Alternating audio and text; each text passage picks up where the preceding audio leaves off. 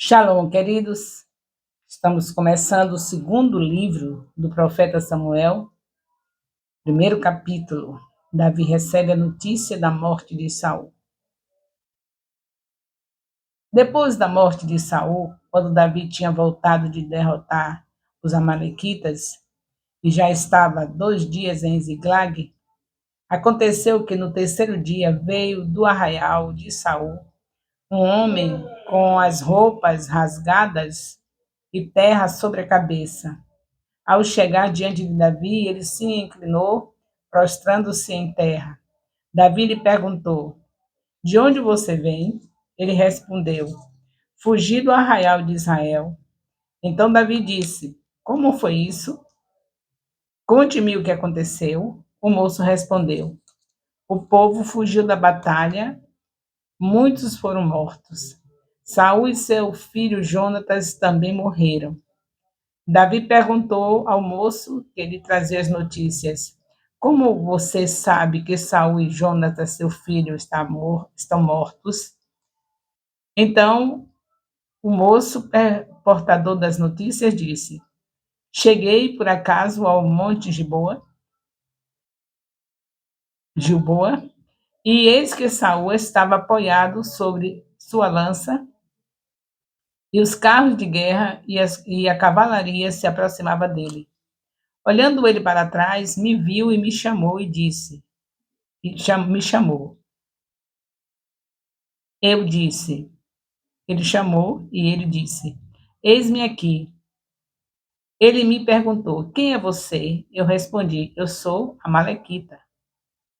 Então ele disse: Vem aqui e me mate, pois me sinto vencido. Vem aqui e me mate, pois me sinto vencido. De cãibra, embora ainda esteja bem lúcido. Então me aproximei dele e o matei, porque eu sabia que ele não viveria depois de ter caído. Peguei a coroa que ele tinha na cabeça e o bracelete e os trouxe aqui ao meu senhor. Davi manda matar o Amalequita. É a continuação desse capítulo 1 do segundo livro de Samuel, com esse subtítulo: Davi manda matar o Amalequita. Então Davi rasgou suas próprias vestes, e todos os homens que estavam com ele fizeram o mesmo, prantearam, choraram, jejuaram até a tarde por Saul, por Jonatas, seu filho, pelo povo do Senhor e pela casa de Israel, porque tinham caído à espada. Então Davi perguntou ao moço portador das notícias: De onde você é? Ele respondeu: Sou filho de um homem estrangeiro, amalequita. Davi lhe disse: Como você não temeu estender a mão para matar o ungido do Senhor? Então Davi chamou um dos moços e lhe disse: Vá até lá e mate-o. Ele foi e o matou, enquanto Davi dizia: O seu sangue caia sobre sua cabeça, porque a sua própria boca testificou contra você, dizendo: Matei o ungido do Senhor. A lamentação de Davi por Saul e Jonatas.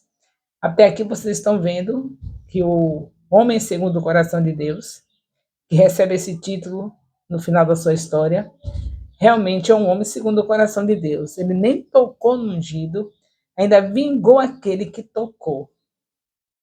Então ele levava o caso a sério. Ele levava o caso a sério porque é palavra de Deus. Não tocar naqueles que Deus coloca para representar-nos. Nós sabemos que o Senhor tem hierarquia na terra. Que a pessoa se sinta capacitada, melhor do que o líder, sabe mais. Não pode fazer isso, porque Deus escolhe geralmente os improváveis. Aqueles que estão na nossa frente, na frente do líder, que está representando Deus, pode ser alguém que tenha doutorado, mestrado, que seja um sábio, seja um gênio, mas Deus colocou aquela pessoa como seu representante diante dessas pessoas tão instruídas, tão sábias. Porque Deus gosta de mostrar a glória dele. quer que seja o nome dele glorificado. Ele pega um nada para fazer ser. Porque aí a glória é dele, não é da pessoa. E nós precisamos entender. Saul era um nada, não é? Porque fazer o que ele fez era um nada, mas Deus tinha ungido ele. Apesar de ele ter retirado a unção, mas um dia Deus ungiu ele. E Davi, mesmo assim, sabendo que já tinha retirado a unção, conservou o respeito, a honra até ao fim. E quando ele vê que alguém faz aquilo que ele reprovava, que é tocar no ungido, ele mata esse tal que fez isso. E foi o caso esse amalequita. Então, queridos, teremos lições aqui, viu? Não vamos brincar com os representantes de Deus. Ele é Deus, é soberano, escolhe quem ele quer. Às vezes escolhe um analfabeto para dirigir um doutor, para estar na frente, sendo líder de um doutor. Tenha cautela, porque o mesmo Deus da antiga aliança é o mesmo Deus de hoje, da segunda aliança. Vejam que Ananias e Safira, lá no livro de Atos, estava na segunda aliança, a nova aliança. Jesus tinha dado sangue por nós. Mas ele, à frente de um semi-analfabeto, que era Pedro, esqueceu que era ele um representante de Deus, que tinha o Espírito Santo e que era um representante de Deus. E aí ele mente, e estava mentindo não só para Pedro, mas mentindo para o Espírito Santo que estava dentro de Pedro. E por isso foi fulminado diante daquele homem que era um semi-analfabeto. E aquele casal foi fulminado. Deus é o mesmo de hoje, de ontem, o mesmo da antiga aliança é o mesmo de hoje. Ele pode surpreender, ele não está fazendo continuamente como ele fazia na antiga aliança, esses tipos de castigos, mas de repente ele entende de fazer como fez com Ananias e Safira. E quem pode questionar? Quem pode ensinar a Deus? O profeta Isaías já falou sobre isso. Ninguém pode ensinar a Deus. Então, é cada um viver segundo a sua palavra. É por isso que nós estamos estudando a palavra diariamente, 3 capítulos, e um capítulo semanal com nossos discipuladores, para a gente não sair da palavra. Porque a palavra não volta vazia, porque a palavra é Jesus. Vamos aprender a palavra para saber como viver diante das pessoas, cada um fazendo segundo o que o Senhor tem ensinado, amando o seu próximo, respeitando as autoridades e orando pelas autoridades em vez de criticá-las. E aqui nós vemos que esse é o capítulo 1 do segundo livro de Samuel. Vemos a lamentação de Davi por Saul, aqui no versículo, por Saul e Jonatas. No versículo 17 em diante, Davi planteia Saul, filho de Saul e seu filho Jonatas, com essa lamentação, e ele ordenou que se ensinasse aos filhos de Judá o hino ao arco que está escrito no livro dos justos. A sua glória, ó Israel, foi morta. Sobre os seus montes, como caíram os valentes. Não anuncie isso a Gate. Então, temos esse cântico aqui, que começa aqui a partir do versículo 19 desse capítulo 1 do segundo livro de Samuel. E vemos Deus aqui mostrando um livro, falando de um livro chamado Livro dos Justos. Nós sabemos que, quando foi escrito o Pentateuco, Moisés ouviu, teve a parte que foi escrita pelo dedo de Deus, teve a parte que Moisés teve a sua mente cativa a Deus, inspirada por ele para escrever, e tem a parte com alguns conhecimentos que foram tirados também de livros já escritos nessa época, como, por exemplo, aqui tem um livro do Justo. Quem sabe quem é esse livro? Os teólogos até hoje não sabem explicar. Tem outro citado lá no Deuteronômio, ou se não me engano, Deuteronômio ou é no livro de Êxodo, que também está escrito. E quem sabe quem são esses livros? O que é certo, que se está escrito aqui, teve alguma utilidade para os inspirados por Deus para escrever a Bíblia. E a gente só tem que receber tudo aquilo que está aqui, porque tudo que está aqui na Bíblia porque é importante. Até saber que existia um livro dos justos, de onde foi tirado esse cântico que está aqui nesse capítulo 1 do primeiro livro de Samuel.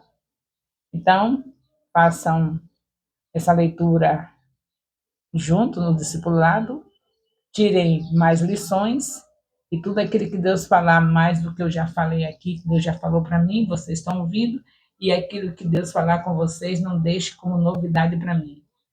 Envie para mim o assunto que vocês receberem de Deus no momento do discipulado, porque quando eu for visitar os discipuladores com seus discípulos, eu quero estar por dentro de todo assunto que é falado no discipulado. Eu acredito que tudo quanto eu falo no vídeo está sendo passado fielmente para os discípulos. E se o discipulador recebe mais algum conhecimento aqui que eu não falei, passa para mim imediatamente, porque na minha visita eu quero saber de tudo que estão falando, de tudo que foi falado, para que eu possa estar analisando quanto vocês estão sendo fiéis a essa obra que Deus colocou na vida dos discípulos do Ministério Apostólico Internacional Filho de Jerusalém. Então, louvado seja Deus por tudo que Ele tem nos ensinando. Grande é o nosso Deus.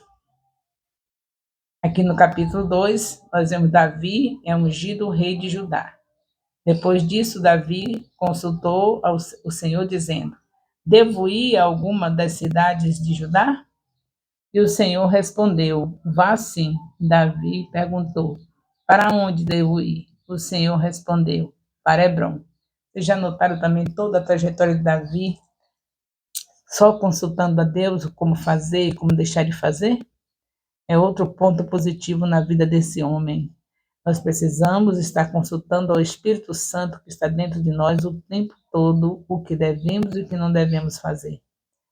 Sendo assim, tenho certeza que não cumpriremos os desejos da nossa carne, se a gente procurar a orientação do Espírito Santo diariamente, como Davi mostra aqui no seu dia a dia. Davi foi para Hebrom, como Deus tinha determinado, né? Levando consigo suas duas mulheres, a Elnã e a Jezreelita, e Abigail, a viúva de Nabal, o carmelita. Davi levou também os homens que estavam com ele, cada um com suas famílias, e eles ficaram morando nas aldeias de Hebrom. Então vieram os homens de Judá e ali ungiram Davi rei sobre a casa de Judá.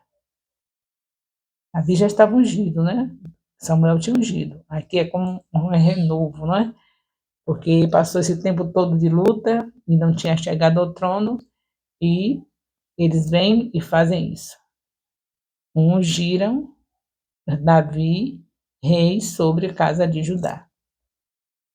Informaram Davi que homens de Jabes de Gileade tinham sepultado Saul. Então Davi enviou mensageiros aos homens de Jabes de Gileade para dizer-lhes: Bendito do Senhor sejam vocês por este ato de bondade para com o Senhor, para com Saul, pois vocês sepultaram. E agora que o Senhor use de misericórdia e fidelidade para com vocês, e eu também os tratarei bem por causa do que vocês fizeram. E agora sejam fortes e valentes, porque Saul, o Senhor de vocês, está morto. E os da casa de Judá me ungiram para ser rei em Judá. Está vendo que coração? O inimigo, tudo que fizeram de bom ao inimigo, ele protegeu e abençoou quem fez. E tudo que fizeram de mal ao inimigo, ele puniu. Esse é um homem segundo o coração de Deus. Quando você vê o Senhor falando isso, lá nos capítulos próximos, os próximos capítulos, os próximos livros falarão sempre de Davi, e não se esqueça por quê. Abençoou o inimigo e destruiu aqueles que foram contra o inimigo. Quem faz isso por inimigo? Só um homem segundo o coração de Deus. Aprendamos a lição. Tenhamos um coração segundo o coração de Deus, amando os nossos inimigos e orando por eles. Abner faz Isbosete rei de Israel. Abner, filho de Ner, capitão do exército de Saul, levou Isbosete, filho de Saul, para Manaim e o constituiu rei sobre Gileade, sobre as Suritas, sobre Gisrael, Efraim, Benjamim, sobre todo Israel. Isbosete, filho de Saul, tinha 40 anos de idade quando começou a reinar sobre Israel e reinou 2 anos somente a casa de Judá. Somente. 2 anos. Somente a casa de Judá seguia Davi. O tempo que Davi reinou em Hebron sobre a casa de Judá foram de 7 anos e 6 meses.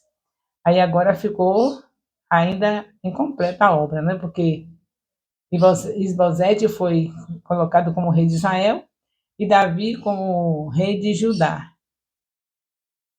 Aí temos que ver como é que vai ser, porque eu creio que Davi foi esse ungido e deveria ser o Israel de um modo geral, né? Mas até aqui quem ficou com Israel foi Isbosete. Vamos prosseguindo. Vitória de Davi sobre Isbosete. Abner, filho de Ner, e os homens de Isbosete, filho de Saul, saíram a Manaim e foram para Gibeão. Joabe, filho de Zeruia, e o servo de Davi também saíram, e os dois grupos se encontraram perto de cisterna de Gibeão. Um grupo parou do lado de cá da cisterna, o outro do outro lado da cisterna. Viu como Deus é detalhista? Deus é detalhista. Por isso que ele ama tantas mulheres. Ele fez as mulheres detalhistas. Aqui, por exemplo, Joabe, filho de Zerua, vocês têm que saber, tem que ser detalhista, ver o que é isso, quem é esse Joabe, quem é essa Zerua, né?